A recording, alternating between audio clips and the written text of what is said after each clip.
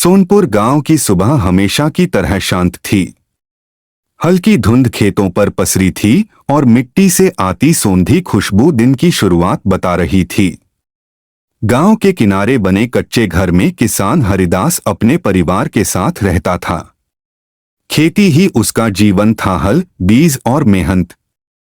हरिदास ने फटे पुराने जूते पहने और खेत की ओर चल पड़ा। सावित्री, आज सरसों की सिंचाई करनी है। पानी ठीक से पहुंचना चाहिए। आप निश्चिंत रहिए, मैं दोपहर का खाना खेत पर पहुंचा दूंगी। तभी मोहन और गुड़िया बाहर आए। बाबा हरिदास, आज स्कूल के बाद मैं आपके साथ खेत में काम करूंगा। मुझे हल चलाना सीखना है।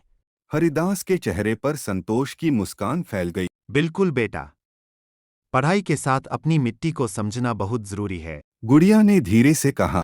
बाबा, जब फसल अच्छी होगी न तो हम अम्मा के लिए नई साड़ी लाएंगे।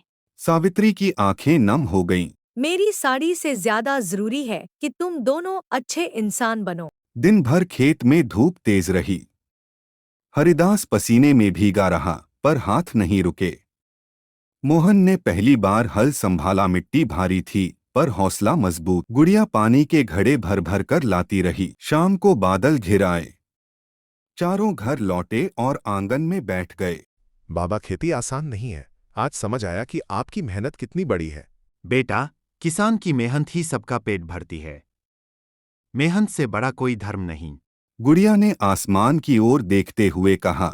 मैं बड़ी होकर अफसर बनूंगी और किसानों की मदद करूंगी। हरिदास और सावित्री एक दूसरे को देख मुस्कुरा दिए। हमारे पास पैसे कम हैं, पर सपने बड़े हैं। उसी रात हल्की बारिश हुई।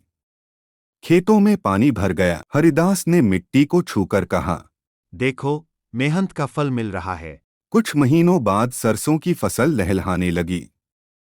गांव में खुशहाली की हवा चली। हरिदास ने फसल बेची। घर में पहली बार सुकून की सांस ली गई। बाबा, मैं आगे पढ़कर खेती को और अच्छा बनाना चाहता हूँ। और मैं किसानों की आवाज बनूंगी। सावित्री ने दोनों को गले लगा लिया। तुम दोनों ही हमारी सबसे बड़ी कमाई हो। चांदनी रात में खेत चमक रहे थे।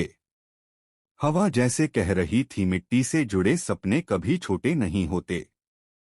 यह कहानी बताती है कि किसान का जीवन कठिन जरूर है, पर परिवार, मेहनत और सपनों के साथ हर मुश्किल आसान हो जाती है।